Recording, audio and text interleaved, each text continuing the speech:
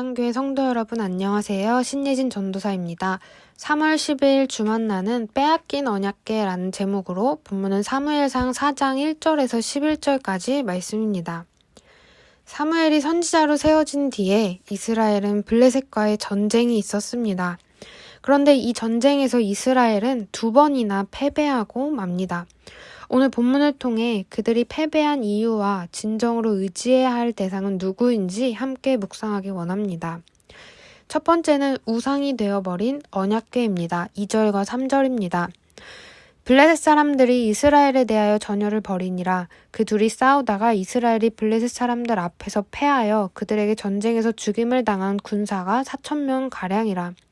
백성이 진영으로 돌아오매 이스라엘 장로들이 이르되 여호와께서 어찌하여 우리에게 오늘 블레셋 사람들 앞에 패하게 하셨는고 여호와의 언약궤를 실로에서 우리에게로 가져다가 우리 중에 있게 하여 그것으로 우리를 우리 원수들의 손에서 구원하게 하자 하니.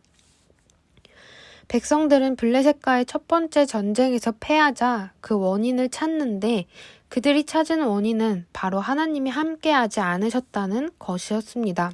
그래서 이것을 해결하고자 여호와의 언약궤를 전쟁터의 진영에 가지고 옵니다. 엘리의 아들 홈리와 비느하스도 함께였습니다. 하나님은 문제를 통해 이스라엘이 하나님께 돌이키기를 원하셨습니다. 하지만 그들은 하나님이 함께하지 않으신 이유를 생각하고 회개하기보다 하나님이 함께하지 않으신 것을 스스로 해결하고자 했습니다. 그래서 이스라엘 장로들은 이것을 해결하기 위해 여호와의 언약궤를 진영으로 가져오자고 제안하였고 백성들은 실행합니다. 그리고 5절 여호와의 언약궤가 진영에 들어올 때 온 이스라엘이 큰 소리로 외침에 땅이 울린지라. 이스라엘은 언약궤가 들어오자 땅이 울릴 정도로 소리를 지릅니다. 그런데 이것을 알게 된 블레셋의 말이 놀랍습니다. 블레셋 사람이 두려워하여 이르되 신이 진영에 이르렀도다. 언약궤를 하나님처럼 모시는 이스라엘보다 언약궤를 보며 먼저 하나님을 떠올리는 블레셋 사람들의 신학이 더 나은 것 같아 보입니다.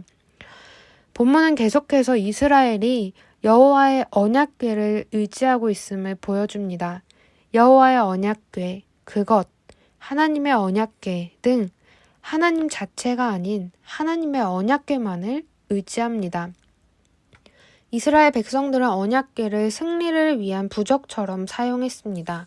그들에게는 하나님의 뜻을 묻는 것도 죄에서 돌이키는 회개도 없었습니다.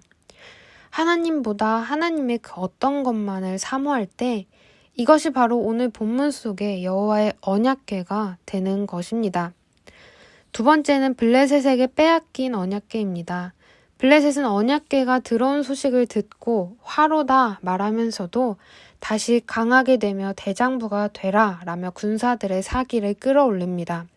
그러자 10절 블레셋 사람들이 쳤더니 이스라엘이 패하여 각기 장막으로 도망하였고 사륙이 심히 커서 이스라엘 보병에 엎드러진 자가 30,000명이었으며 하나님의 궤는 빼앗겼고 엘리의 두 아들 홈리와 비느하스는 죽임을 당했더라.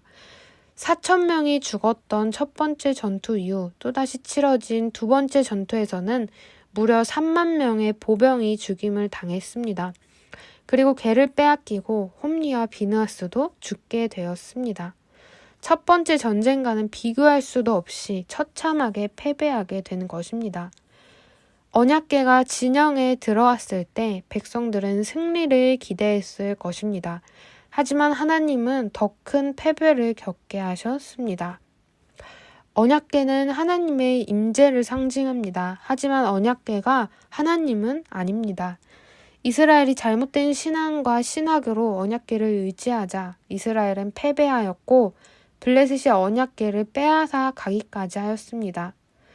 오늘 본문을 통해서 하나님의 무언가가 아니라 하나님을 의지해야 함을 묵상하게 됩니다.